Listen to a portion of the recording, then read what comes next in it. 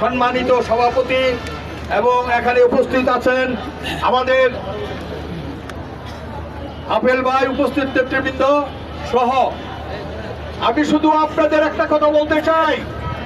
আপনারা যারা আজকে এসেছেন আমি শুধু আপনাদের ধন্যবাদ জানাই।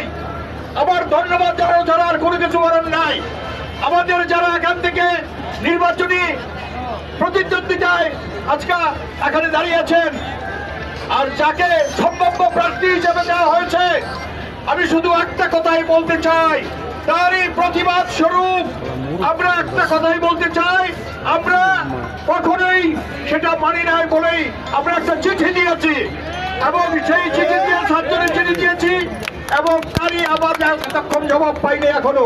সে কারণে আজকে আমরা এখানে আপনাদের নিয়ে জনসভা করতেছি। প্রিয় ভাইরা আমার, ইনশাআল্লাহ ইনশাআল্লাহ আমরা সফল হবই, আমরা সফল হব। আপনাদেরকে সবাইকে ধন্যবাদ। খালেদা জিয়া জিন্দাবাদ, তারেক জিয়া প্রধান দলের জন্য নিবেদিত প্রাণ, মামলা হামলায় নিষ্পেষিত একজন নেতা তার বহিষ্কার দেশ উদ্ধার করবেন এই প্রত্যাশায় আজকের বক্তব্য শেষ করছি। বাংলাদেশ জিন্দাবাদ, শহীদ জিয়াউর রহমান অমর দেশনেত্রী বেগম খালেদা জিয়া জিন্দাবাদ জিন্দাবাদ জিন্দাবাদ। আগামী রত্ননায়ক তারেক রহমান বীরের বেশে আসবে ফিরে বাংলাদেশে। সবাইকে ধন্যবাদ। এগিয়ে যাই। আসসালামু আলাইকুম।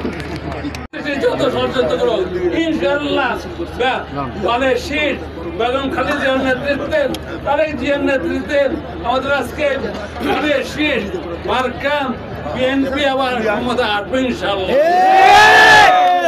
কিছু নাই, কিছু তাদের বিরুদ্ধে কিছু কিছু যারা এইগুলো আসেন এগুলোর ব্যবস্থা হয় বলতেছেন তারা দেশের সুনাম দলের নষ্ট করতে চাই। আমি কারোর নাম নিয়ে কারোর নাম নিয়ে দাদা আমি কিছু বলতে চাই না। আপনারা সবাই জানেন কে কি করতেছেন। আজকে আপনি থাকেন আজকে তারপর বলবো যে সমস্ত মিছিল আছে তাদেরকে যদি ধন্যবাদ না দেয় হয় না। আজকে সালাউদ্দিনের নেতৃত্বে বিরাট মিছিল, আজকে আমাদের বাবু চেয়ারের নেতৃত্বে বিরাট মিছিল। এই চর কিশোরগঞ্জ থেকে প্রায় ১,৫০০ লোক আমাদের সাদাতে এবং তার সাদার মুভমেন্ট ইয়ান